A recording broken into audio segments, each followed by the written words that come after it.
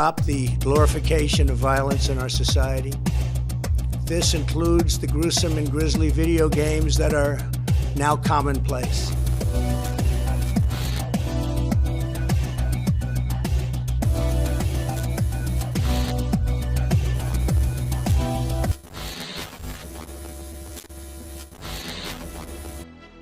America's been dealing with a really bad epidemic.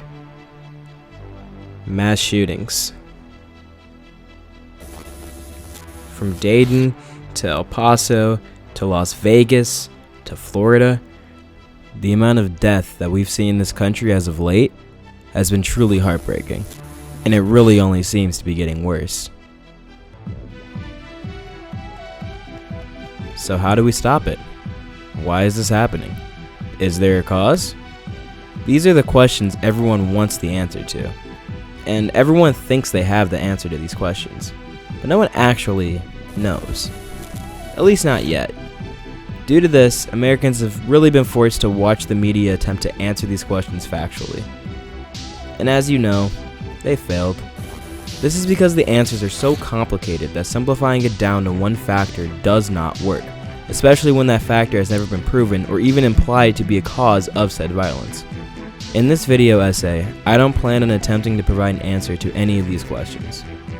My goal is to analyze the past and present in order to figure out why politicians, the media, and even the President of the United States are blaming video games for the escalation of violence. It's time to take a detailed look into what I like to call media hysteria. First, we need to take a look into the past.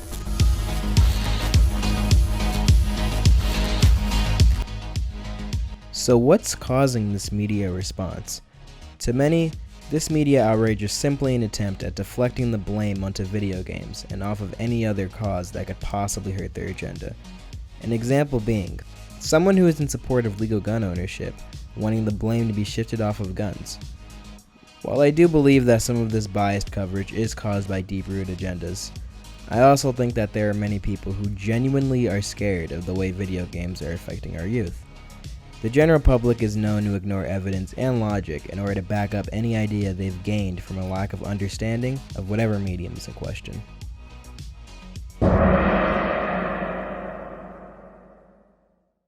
Round 1, fight!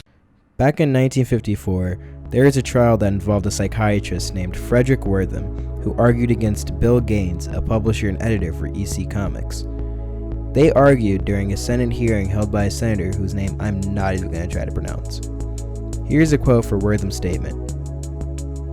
"The second avenue along which comic books contribute to delinquency is by teaching the technique and by the advertisements for weapons. If it were my task, Mr. Chairman, to teach children delinquency, to tell them how to rape and seduce girls, how to hurt people, how to break into stores, how to cheat, how to forge, how to do any known crime, if it were my task to teach that, I would have to enlist the crime comic book industry. Formerly, to impair the morals was a minor as a punishable offense. It has now become a mass industry. I will say that crime of delinquency is described in detail, and that if you teach somebody the technique of something, you, of course, seduce him into it. Nobody would believe that you teach a boy homosexuality without introducing him to it. The same thing with crime. Note that at this point in time, homosexuality was still considered a mental disability." As you know, I hate fun and nobody is as excited to shit on entertainment. as I am. Not scientifically possible! Now here's a quote from Gaines. "Entertaining reading has never harmed anyone. Men of goodwill, free men should be grateful for one sentence in the statement made by federal Judge John M. Woosley when he lifted the ban on Ulysses. Judge Woosley said, 'It is only with the normal person that the law is concerned.' May I repeat, he said, 'It is only with the normal person that the law is concerned.' Our American children are for the most part normal children. They are bright children. But those who want to prohibit comic magazines seem dirty, sneaky, perverted monsters who use the comics as a blueprint for action. Perverted little monsters are few and far between. They don't read comics. The chances are most of them are in schools for retarded children. What are we afraid of? Are we afraid of our own children? Do we forget that they are citizens too and entitled to select what to read or do? Do we think our children are so evil, so simple-minded, that it takes a story of murder to set them to murder, a story of robbery to set them to robbery? Jim Walker once remarked that he never knew a girl to be ruined by a book. Nobody has ever been ruined by a comic. Does this exchange seem familiar to you?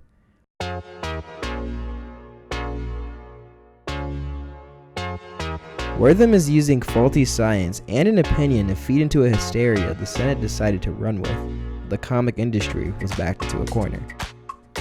This ultimately resulted in the Comic Magazine Association of America, who established the Comics Code Authority. You know, that giant censorship stamp that was responsible for hurting the industry as a whole. So in short, someone educated made a bogus statement against a newer up-and-coming medium without any data to back up his claims, and people who were not very familiar with said medium had an extreme response. You either die a hero, or you live long enough to see yourself become the villain. No! We have a winner. No, Jim, stop it! Harvey! Don't let him.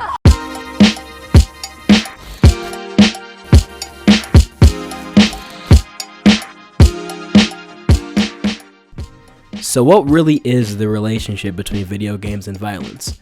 Well, it's actually a bit complicated.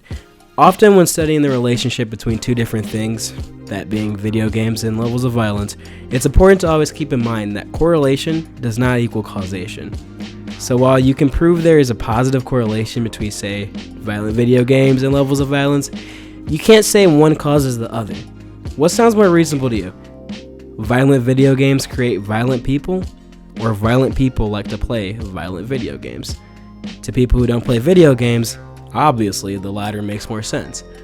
But what if you don't play video games? Well, you see how this can be a slippery slope.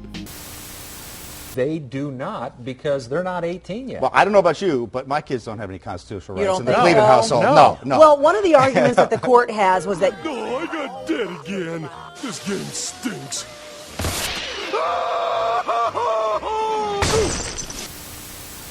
Like TV from other dimensions has a somewhat looser feel to it. Yeah, it's got an almost improvisational tone. Television is still the #1 platform for consuming news.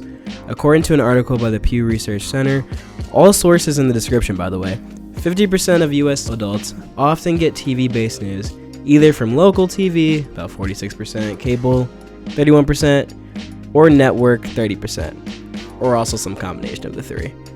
Also, just so y'all know, the median age for typical cable news viewers in 2016 specifically ranges from 59 to 66, depending on the network. So yeah, you can do with that information with what you want. Anyways, it's very clear that cable news heavily targets video games. If cable news is your primary source of news and you are not doing your own separate research, and let's face it, almost no one actually does, these very biased narratives can easily lead you towards believing the video games causing violence angle rather than considering violent people just preferring violent games. And this isn't to say that inherent bias is bad. I mean, look at this video. It's biased as hell. Like, it is important to present both sides of the argument. And from my very so humble perspective, any media actually causing the average person to be more violent is pretty laughable. I've linked studies in the description that support my point, and if you disagree, feel free to direct to studies that actually prove the former.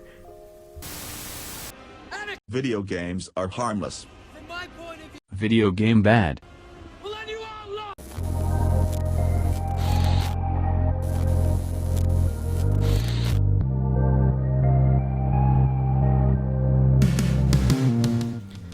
So what was the point of this video? Really, what I'm trying to say with it is that there's a legitimate basis as to why so many people believe Fortnite creates school shooters, or that Call of Duty causes people to be more violent, or that even, any random game could cause you to just be an erratic nightmare. It honestly is weird to think about, but there is legitimate reason as to why. The hysteria created by the media has always been present and can easily warp anyone's perspective, from what we saw in the comics industry before, to what we see in movies sometimes, to what we see in video games now. It's very easy for the media, with whatever agendas, whatever they actually think, whatever view they have, to project that view onto its viewers. And with the internet, they seem to be doing it at a very increased rate, which is why taking a bit of a deeper look into this warped perspective is important. Instead of just saying that person is stupid, asking why they think the way they do can help others avoid falling into the same mindset. Or maybe that way of thinking can shed light on how batshit crazy your mindset is. Either way, it's beneficial. With all of the controversy and opinions being thrown around everywhere, a bit of empathy can go a long way. So in short, the media made bogus statements against a newer up-and-coming medium without any data to back up its claims, and people who are not very familiar with that medium had an extreme response.